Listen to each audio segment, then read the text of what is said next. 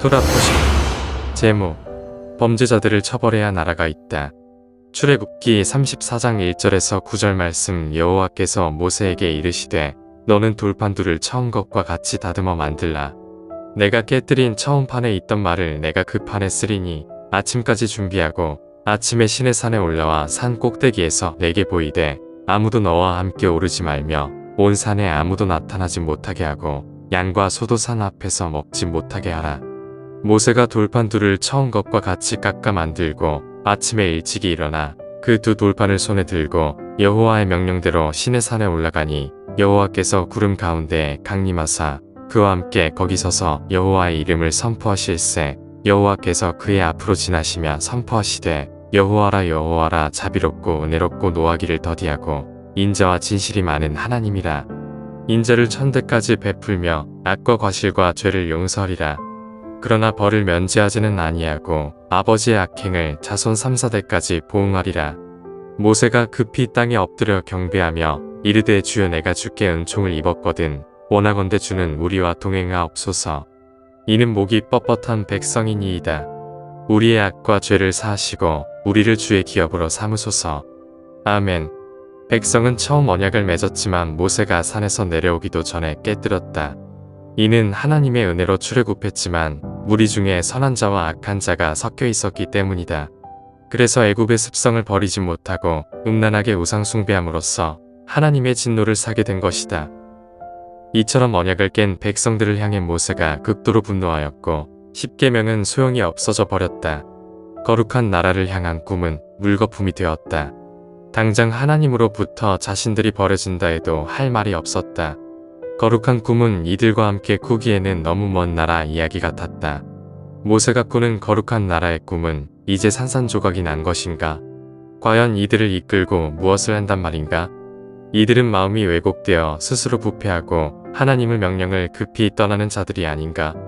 이렇게 실망하는 모세에게 여호와께서 다시 한번 기회를 주셨다. 깨뜨렸던 것과 같은 돌판두를 가지고 시내산으로 올라오라고 하셨다. 그러면 친히 그 돌판에 똑같이 써주시겠다고 말씀하셨다. 다시 써주시는 이유는 여호와께서 자비롭고 은혜롭고 노하기를 더디하시고 인자와 진실이 풍성하시기 때문이다. 여기서 중요한 대목이 나온다. 악과 과실과 죄는 용서하지만 그에 따른 형벌은 면제되지 않고 죄에 대한 결과는 3, 4대까지 미친다고 말씀하시는 것이다. 그러면 이렇게 말하는 사람도 있다. 어떻게 여호와께서 인자하시다고 할 수 있으며 자비롭고 사랑이 많으시다고 할 수 있겠는가? 정말 자비롭고 사랑이 많으시다면 깔끔하게 용서해 주시고 형벌도 면제해 주셔야 하지 않겠는가? 그러면 나는 당신이 그렇게 자녀들을 대하기 때문에 자녀들이 망가지는 거라고 말하고 싶다. 왜냐하면 자신의 행동에 책임을 지는 것을 가르치지 않기 때문이다. 어린 아이일 때에는 행동에 책임을 지지 않지만 자라면서 행동에 책임을 지는 것을 배운다. 그것이 신중하게 행동하는 어른이 되는 과정이다. 그러나 행동에 책임지는 것을 가르치지 않는다면 자신은 물론이고 자녀들도 철없는 어린아이에 머무를 뿐이다.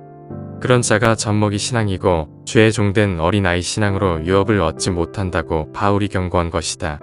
그러므로 우리의 자녀를 다른 사람이 망치는 것이 아니라 바로 우리가 망치고 있을 수 있다는 것을 알아야 한다. 용서와 형벌은 다른 개념이다.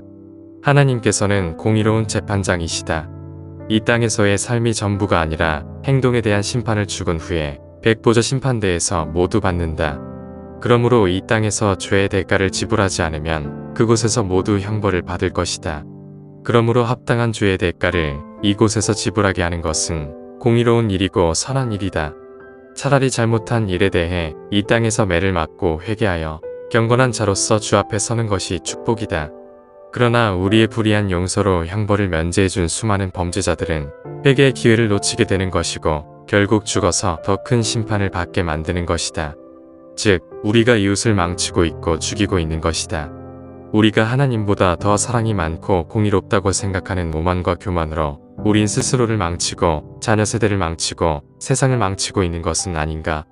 그래서 악한 자들을 향해 비판하고 공정한 심판을 외치는 자들에게 사랑이 없다고 비난하며 그들의 입까지 막으려는 악행을 저지르고 있는 건 아닌지 돌아봐야 한다. 아직도 기억하고 있는 일이 있다. 바로 윤미향 사건이다. 위안부 할머니들을 이용하여 기부금을 걷고 그 돈을 횡령한 사실이다. 사람들이 모두 윤미향을 비난했다. 그러나 갑자기 언론에서 위안부 할머니가 윤미향을 용서하지 않았다고 비난하기 시작했다. 그러면서 어떻게 용서를 하지 않을 수 있느냐고 인신공격하여 2차 가해를 범했다. 하지만 윤미향은 아직도 기부금을 돌려주지 않고 있다. 그저 미안하다는 허울 좋은 말뿐이다. 이것이 기독교가 말하는 사랑이고 용서인가? 이것이 기독교가 말하는 공의인가? 이것이 그토록 찬양하는 예수님의 사랑인가? 이것은 예수님의 사랑이 아니라 범죄자와의 동조이다. 함께 피해자를 확인 사살한 것과 무엇이 다른가? 용서는 피해자가 해주어야 용서를 받는 것이다. 가해자가 피해자에게 용서하라고 요구하는 것은 회개한 자의 자세가 아니라 그야말로 뻔뻔하기까지 한 범죄자일 뿐이다. 성경을 이용해서 거짓 용서와 사랑을 핑계로 선동하는 것이 아닌가? 그러므로 우린 하나님의 사랑과 용서가 무엇인지 알아야 한다. 그분의 사랑은 다시 한번 기회를 주시는 것이다. 다시 거룩한 대한민국을 일으킬 기회를 주셨다는 것이 그분의 사랑이지, 범죄자들의 행동을 용인해 주시는 것이 그분의 사랑이 아니다. 우린 다시 대한민국을 건국해야 할 시점에 와 있다. 거짓으로 선동하고 국정을 마비시키고 대통령을 탄핵하고 권력을 잡으려 했던 내란 집단을 그저 용인할 수 없다. 북한의 국가 기밀을 넘겨주고 산업 기밀을 중국에 넘겨주고 중국 간첩들이 나라 중요 정보들을 마음껏 가져가도록 만든 반국가 세력을 그대로 좌시해서도 안 된다. 그들을 덮어주는 것은 공범이며 용서가 아니라 불의함 그 자체이다. 용서는 해주되 형벌을 받게 하는 것이 그들을 행동에 책임을 지는 인간으로서 대우해주는 것이다. 이들이 저지른 악행은 이들에게서 끝나지 않을 것이다. 너무 오랜 동안 언론이 거짓 선지자 노릇을 해왔고 많은 사람이 선동되었다. 그리고 자녀들도 부정적인 영향을 받아왔다. 시간이 걸리겠지만 우린 공의를 위해 계속 싸우고 전쟁해야 한다. 나는 하나님께 기도한다. 제발 악한 자들의 모든 계략이 그들의 머리로 돌아가게 되기를. 그래서 하나님의 공의가 이 땅 가운데 이루어지기를 기도한다. 그리고 부디 그들이 자신의 악행을 깨닫고 회개하기를 간절히 바란다. 오늘은 에스더 금식일이다.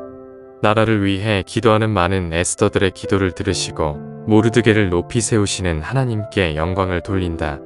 이들이 아무리 위협해도 역사의 주인은 창조주 여호와시다. 할렐루야. 기도 제목 1. 공의가 없는 용서는 불의임을 알게 하소서. 2. 공의가 없는 사랑은 음행임을 알게 하소서. 3. 합당한 형벌은 공의임을 알게 하소서. 4. 공의로 너무 낮은 형벌이 상향되게 하소서. 5. 공의의 하나님을 두려워하고 죄를 미워하게 하소서. 6. 반국가 세력이 모두 합당한 처벌을 받게 하소서. 7. 하나님의 사랑과 용서를 오해하여 범죄자 편에 서지 않게 하소서. 8. 다시 대한민국으로 거룩한 나라를 세워 자유민주 통일이 이루어지게 하소서. 아멘. 할렐루야.